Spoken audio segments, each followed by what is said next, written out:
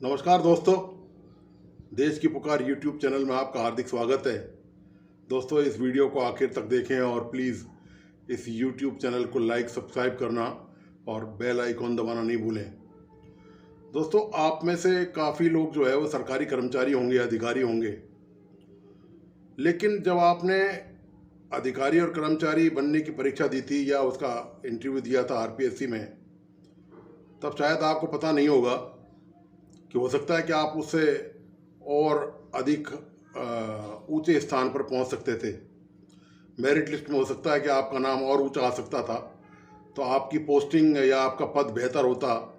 आज आपकी योग्यता के अनुसार हो सकता है कि आपको जो आपने परीक्षा दी है, जो आपके नंबर आए, हो सकता है उससे नंबर आपके ज़्यादा आना चाहिए थे। मैं जो ये जिक्र कर रहा हूँ इस बात का, वो इसलिए कर रहा हूँ, ये अन्याय हो सकता है आपके साथ जीवन में हुआ हो, क्योंकि जो आरपीएससी में घपले घोटाले जिस तरह से सामने निकल के आ रहे हैं, उससे इस बात का संदेह में कोई कसर बाकी नहीं है, मतलब यकीन करने में कि आपके साथ यह अन्याय कभी ना कभी हो सकता है हुआ हो, कि आपकी ओमार शीट बदल दी गई हो, इंटरव्यू में कोई रिश्वतखोर पहुंच गया हो, उसने ज़्यादा रिश्वत देकर आपका स्थान मार लिया हो, आप नीचे खिसक गए हों रैंक में, मेरिट में आप नीचे आ गए हों। तो ये सब संभव है। ये क्योंकि अब जो मतलब पोस्टमार्टम जिस तरह से हो रहा है, पोस्टमार्टम तो अभी बाकी है। दरअसल अभी तो आरपीएससी में ये जो आप देख रहे हैं, ये जो कल गिरफ्तारी हुई है, जो पूर्व घुमंतू चेयरमैन के जो अध्यक्ष रहे हैं गोपाल केसावत और उनके 3 सहयोगियों की, ये तो आरपीएससी का जो सड़ा हुआ ढांचा है उसमें जो सर्जरी की जा रही है, ये उसमें छोटे मोटे चीरे लगाए जा रहे हैं, उसकी सर्जरी होना बाकी है। दोस्तों, आपको याद होगा सचिन पायलट ने ये मांग करी थी कि आरपीएससी का जो संवैधानिक जो सिस्टम है, जो वहाँ पर नियुक्ति का, वो पूरी तरह बदला जाए। और ये बात उन्होंने ये इसलिए कही थी क्योंकि लगातार पेपर लीक होने के मामले सामने आ रहे थे और आरपीएससी का एक जो सदस्य है कटारा, उसको एंटी करप्शन ने गिरफ्तार कर लिया था। ये दूसरा मौका है कि कोई राजस्थान में कांग्रेस विचारधारा से संबंधित रखता हुआ, कांग्रेस में आस्था रखता हुआ कोई व्यक्ति गिरफ्तार हुआ है, और वो भी इतनी महत्वपूर्ण पोस्ट पर, घुमंतू बोर्ड का चेयरमैन जो आदमी रह चुका हो, उसकी गिरफ्तारी बहुत बड़ा मामला है। तब सचिन पायलट ने यह मुद्दा उठाया था, तो आपको याद होगा कि मुख्यमंत्री अशोक गहलोत ने यह कहते हुए खारिज कर दिया था इस मामले को कि ये संवैधानिक मामला है और आरपीएससी का जो गठन है वो संविधान के तहत किया गया है। सवाल उन्होंने गठन के लिए नहीं कहा था, उन्होंने ये कहा था कि जो नियुक्तियां होती हैं उसका कोई सिस्टम बनाया जाए। हालांकि सचिन पायलट अपनी बात पर चुप हो गए। हाईकमान से मीटिंग के बाद उन्होंने तमाम जो मुद्दे थे राजस्थान में करप्शन को लेकर या आरपीएससी के जो मामले थे या भ्रष्टाचार के जो मामले थे, वो तमाम अब पर्दे के पीछे हैं, उन पर कोई प्रतिक्रिया नहीं दे रहा है। इतना बड़ा मामला होने के बाद भी सब चुप्पी साधे हुए हैं। आप ये देखिए कि ये जो पूरा प्रकरण है, इसमें दिलचस्प बात यह है कि जो आरोपी जो परिवादी है, उसने ये कहा कि जो कुमार विश्वास हैं, देश के बहुत जाने माने कवि हैं, उनकी पत्नी, आरोपी ने ये कहा, जो गिरफ्तार एक आरोपी है, उसने परिवादी से ये कहा जिसने मुकदमा दर्ज कराया था एंटी करप्शन में, कि कुमार विश्वास की पत्नी को रिश्वत देनी है। ये जो 18 लाख का सौदा हुआ था ईओ के पेपर के मामले में, कि ईओ की परीक्षा में उसको ओएमआर सीट चेंज करवा कर उसको पास कर उसको मेरिट में ले आएंगे और उसकी पोस्टिंग नियुक्ति हो जाएगी, उसको नौकरी मिल जाएगी। इसके बदले में 40 लाख में सौदा करीब हुआ था, जो 18 लाख रुपए का लेन देन चल रहा था। तो उसमें परिवादी ने, आरोपी ने, एक आरोपी इनमें से चारों में से, उसने परिवादी से ये कहा था जिसने मुकदमा दर्ज कराया कि इसमें आरपीएससी के जो सदस्य हैं, उसने नाम लिया बाकायदा। मंजू शर्मा, जो कुमार विश्वास की पत्नी अजमेर की रहने वाली हैं, उनका नाम लिया और बाकायदा ये कहा कि उनको पैसे पहुंचाने हैं। उनका नाम एफआईआर में भी, एंटी करप्शन की एफआईआर में शामिल है।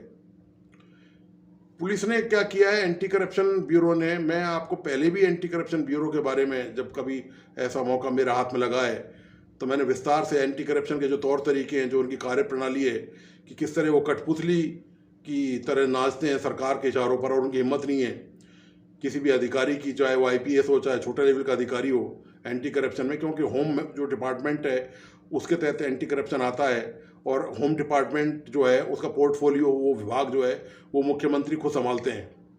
मुख्यमंत्री के पास फाइनेंस है, कार्मिक विभाग है जहाँ से तबादले पोस्टिंग अधिकारियों किए जाते हैं, और होम डिपार्टमेंट भी है। तो किसी अधिकारी की हिम्मत नहीं है कि सरकार के इशारे के बगैर वो वहाँ को पत्ता भी हिल सके, कोई नहीं हिला सकता है वहाँ पर। आप ये देखिए कि जो कल प्रेस कॉन्फ्रेंस करी थी कार्यवाहक डीजी ने, तो उन्होंने ये साफ बताया कि इस मामले में जो है वो अब कोई जो आगे जो पूछताछ जारी होगी, वो जो उपकरण बरामद हुए हैं उसके आधार पर, उनकी जांच के आधार पर आगे की कार्रवाई होगी। और फटाफट ये प्रेस कॉन्फ्रेंस बुलाई गई और सब खत्म कर दिया गया। एंटी करप्शन ने क्या किया कि इस मामले में जो चारों अभियुक्त हैं वो उनको अदालत में पेश किया। और मज़ेदार बात यह है, जो संदेह की सुई एंटी करप्शन की कार्रवाई पे घूमती है वो ये है कि एंटी करप्शन ने उनका रिमांड ही नहीं मांगा। मतलब उनसे अब कोई सबूत नहीं जुटाने एंटी करप्शन को। उन चारों को जब चूंकि कोई पुलिस रिमांड नहीं मांगा गया तो उनको न्यायालय ने न्यायिक अभिरक्षा में भेज दिया उनको। आप देखिए आश्चर्यजनक बात यह, जिसमें इतने बड़े बड़े लोगों के नाम लिए जा रहे हैं, उनके बारे में कोई सबूत जुटाना, कोई परिस्थितिजन्य साक्ष्य जुटाना, कोई और चीज़ उनसे हासिल करना, उसकी बजाय पुलिस ने, एंटी करप्शन ब्यूरो ने अदालत में उनका रिमांड ही नहीं मांगा। सवाल इस बात का ये है कि जो सचिन पायलट ने मुद्दा उठाया था वो बेसिक मुद्दा सही था। मुद्दा बेसिक यही था कि इसमें नियुक्तियां आखिर होती, राजनीतिक नियुक्तियां क्यों होती हैं इसमें, इसका एक कोई तौर तरीका ऐसा क्यों नहीं विकसित किया जाता कि इसमें सिफारशी लोग नहीं जाएं। क्योंकि निश्चित तौर पे जो पॉलिटिकल नियुक्तियां होती हैं तो कहीं ना कहीं दाल में काला है। और आप जानते हैं कि जो लालच की प्रवृत्ति है वो नेताओं में कितनी होती है, या पता ही है आपको। सारे नेता ऐसे नहीं होते, लेकिन काफ़ी हद तक आप जो खबरें देखते हैं मीडिया में, जो तमाम चर्चाएं होती हैं, उससे साफ अंदाजा है कि राजनीति जो है वो सड़ान मारने लग रही है और वो भारी गंदगी उसमें व्याप्त है। तो उसमें कोई शुद्ध रहे यह बहुत मुश्किल काम है। तो जिस तरह से, और सबसे बड़ा सवाल ये है कि मंजू शर्मा की नियुक्ति, इसके अलावा एक और एसीएस हैं रहे राजस्थान के assistant chief secretary Niranjan Arya, उनकी पत्नी भी वहाँ की मेंबर है, उन पर भी आरोप लगाए, हालांकि उनका नाम एफआईआर में नहीं है। सवाल ये है कि ब्यूरोक्रेट हैं, नौकरशाह हैं, या कोई पावरफुल सिफारशी लोग हैं, उनको इतनी महत्वपूर्ण जगह नियुक्ति क्यों दी जाती है। एक तरफ तो पार्टी बात करती है कार्यकर्ताओं को प्रोत्साहन देने की और ऐसी राजनीतिक नियुक्तियों में उनको मौका देने की, लेकिन बजाय उनके इस तरह के लोगों की नियुक्तियां की जाती हैं। ये कांग्रेस की जो कथनी और करनी है, ये उसी का अंतर आप अपने आप समझ सकते हैं कि कितना स्पष्ट अंतर है कांग्रेस में। तो दोस्तों, ये जो घोटाले घपले हैं, इनमें कैसे पर्दा डाला जाए, कौन से रास्ते निकाले जाएं बचाने के, पकड़ने के नहीं। आप एक बात ध्यान रखिए, यहाँ बचाने के रास्ते तैयार किए जाते हैं, पकड़ने के नहीं। यदि यही कोई मामला दूसरा होता तो एंटी करप्शन तुरंत हरकत में आता, और जैसे दूसरे मामलों में एंटी करप्शन तत्काल छापे मारता है। यदि कोई रिश्वत लेके छोटा मोटा अधिकारी कर्मचारी पकड़ा जाता है, उस मामले में एंटी करप्शन उसके घर तक पहुंच जाता है, बैंक डिटेल तक पहुंच जाता है, और यहाँ पर आरोपियों को पूछताछ के बजाय जेल भेज दिया गया। बिल्कुल नहीं लगता एंटी करप्शन की मंजू शर्मा जो कुमार विश्वास की पत्नी, उनसे पूछताछ करेगा, अन्य जो और आरपीएससी के मेंबर हैं उनसे पूछताछ करेगा। इससे पहले भी दोस्तों आपको पता ही है कि जो आरपीएससी मेंबर हैं वो रिश्वत देते हुए रंगे हाथों गिरफ्तार हो चुके हैं, कटारा। सवाल इस बात का ये कि ये जो दर्द है, ये जो लाखों अभ्यर्थियों का जो दर्द है, इसका निवारण कैसे होगा। आखिर किसी को क्या पता चलेगा कि वो जो पेपर परीक्षा दे के आया है, जो अपने माँ बाप के सपने पूरे कर रहा है, वो जो लाखों रुपए खर्च कर रहा है, उसके बदले में कोई रिश्वत देकर कोई नियुक्ति पा रहा है, किसी की एमआर शीट बदल रही है, किसी की इंटरव्यू में सिफारिश चल रही है। ये जो गंदगी है, ये जो कीचड़ है, इसकी सफाई आखिर करेगा कौन। दोस्तों, ये तो साफ जाहिर है कि मौजूदा कांग्रेस सरकार इसकी सफाई नहीं करने वाली है, क्योंकि जिस तरह से कांग्रेस के लगाए हुए लोग ही कीचड़, आकंठ तक कीचड़ में डूबे हुए हैं भ्रष्टाचार की, तो उनसे उम्मीद करना तो बिल्कुल बेमानी है। अब सवाल ये है कि होगा क्या, कौन करेगा इस मामले की सफाई। तो सवाल ये कि क्या सत्ता परिवर्तन से सफाई हो जाएगी, उम्मीद की जानी चाहिए कि यदि ऐसा कुछ होता है तो वो कांग्रेस के लिए बहुत ही दुर्भाग्यजनक होगा। पिछले दिनों आपको याद होगा राजस्थान के प्रभारी रंधावा ने और सचिन पायलट और गोविंद सिंह डोटासरा जो प्रदेश अध्यक्ष हैं, उन्होंने कांग्रेस की बैठक में कहा था कि कार्यकर्ताओं को मौका दिया जाएगा, कार्यकर्ताओं को उनका इनाम दिया जाएगा।